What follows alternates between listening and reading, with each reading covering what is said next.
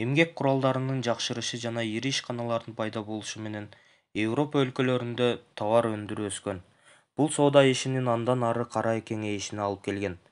Монеталарды жасоо үчүн кымбат баалуу металлдар көп керектеле баштайт. Европа өлкөлөрүндө алтын, күмүш, кымбат баалуу металлдар аз казылып алынып, жетишсиз болгон. 15-кылымдын ортосунда европалыктар алтын издеп белгисиз алыскы өлкөлөргө барууга экспедицияларды жабдый баштайт. Европалыктарды абдан кызыктырган өлкө Индия болгон. Алардын океандарда жүрүүгө ылайыктуу жел кемелери, компастары, деңиз карталарынын өркүндөтүлүшү жер шар түрүндө деген пикирдин улам көбүрөөк ырасталышы жана башка ушундай сыяктуулар улуу географиялык ачууларга өбөлгө түзгөн. 15-кылымда деңизде сүзүүчүлөр жер шар формасында экендиги жөнүндөгү байыркы окумуштуулардын божомолдоруна кызыгып калышкан. Кээ бир окумуштуулар батыш тарапка сүзүп жүрүп олтуруп Индияга барууга болот деп эсептешкен.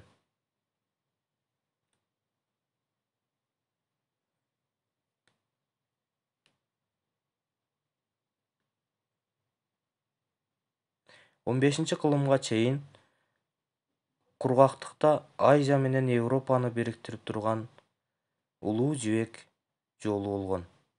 Улуу жибек жолу аркылуу соодагерлер Кытайдан жана Индиядан фарфор идиштерди, ар түрдүү татымалдарды, жибек кездемелерди жана башка керектелүүчү буюмдарды Европага жеткирип турушкан. Ал эми Европадан кымбат баалуу терийлерди Азияга алып келишкен.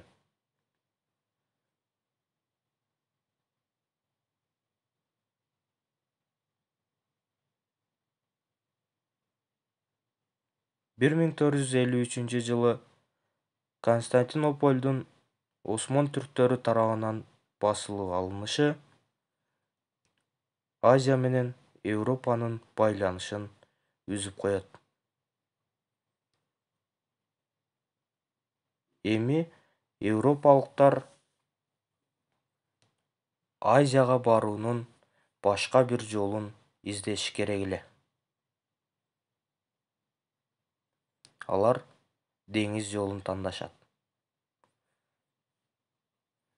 Деңиз жолу аркылуу Индияга барууну каалаган саякатчылардын сап башында Кристофор Колумб болгон.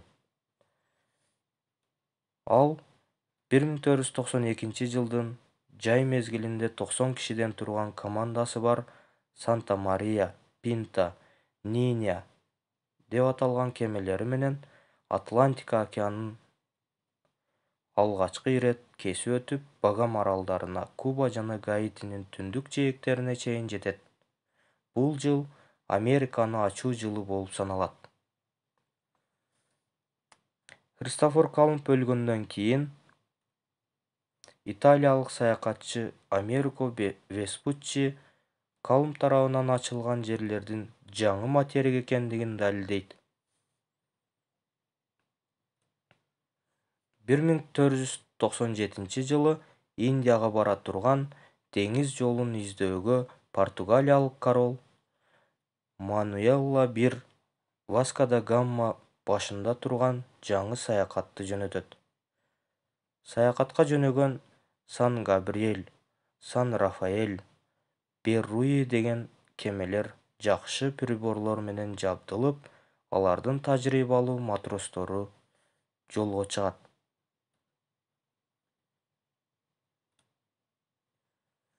Васко да Гамага Ахмед ибн Мажид деп аталган лоцман жардам берет дагы. Индияга жеткенде силер эңсеген өлкө мына бул деп көргөзгөн.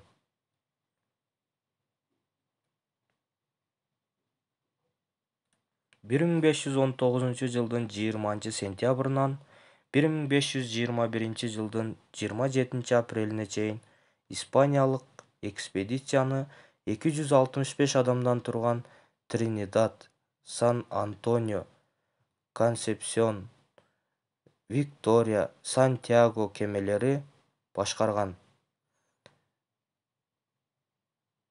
Васко да Гаманын максаты дүйнөнү деңиз жолу аркылуу айланып чыгуу эле.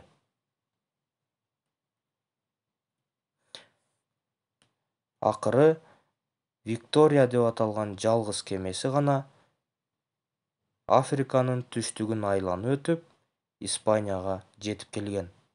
Бул саякаттын негизинде жердин шар формасында экендиги жана бирдиктүү дүйнөлүк океандын бар экендиги биротоло далилденген.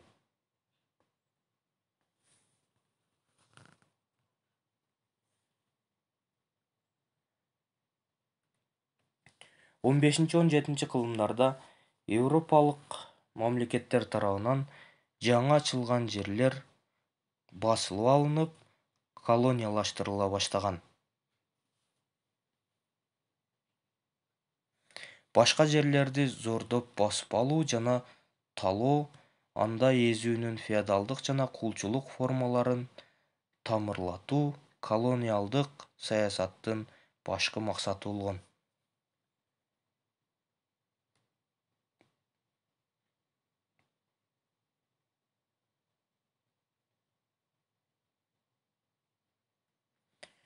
16-кылымдан баштап Германияда экономикалык өнүгүү күч ала баштайт.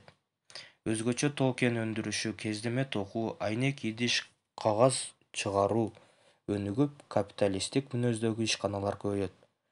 Бай адамдар ири ишканаларды сатып алышып, эбегейсиз көп акчаларды колдонууга киргизишет. Түштүк немес шаарларында ири ишканалар пайда болот. Түндүк немес жерлеринде ири айыл чарбалары уюштурулган. Германиянын жерлеринде саясий бытырандылык өкүм сүрүп турган.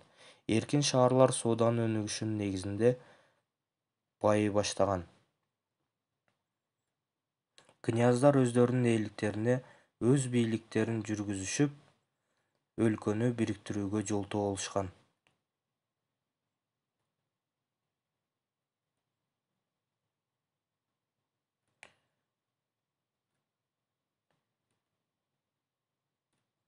16-кылымдын башында Германияда элдик реформациянын себептери бышып жетилди.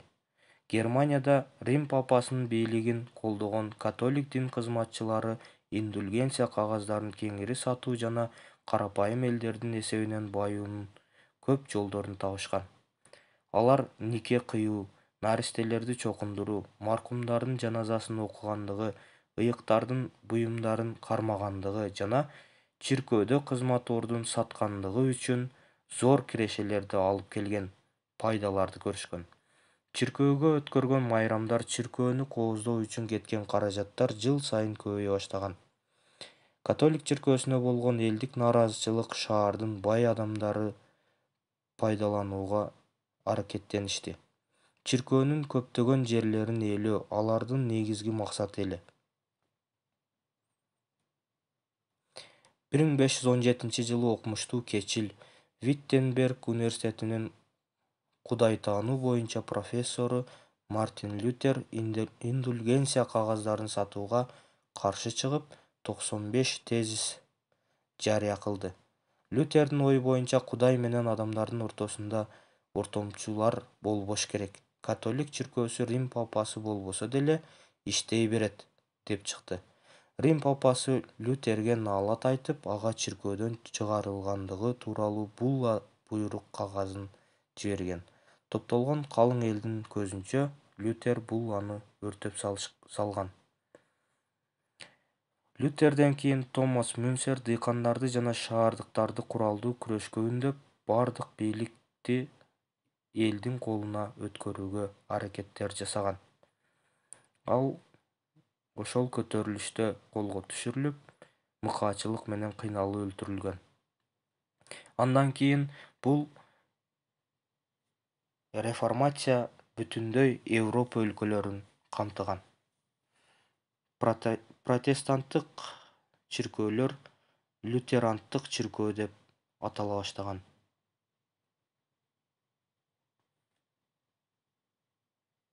Швейцарияда болсо протестанттык чиркөөнү француз Жан Кальвин жетектеген.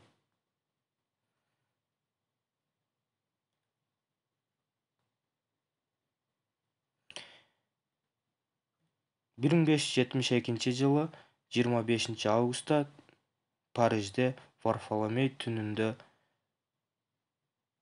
протестанттар католиктер тарабынан өлтүрүлгөн. Мына ошентип улантыла берген.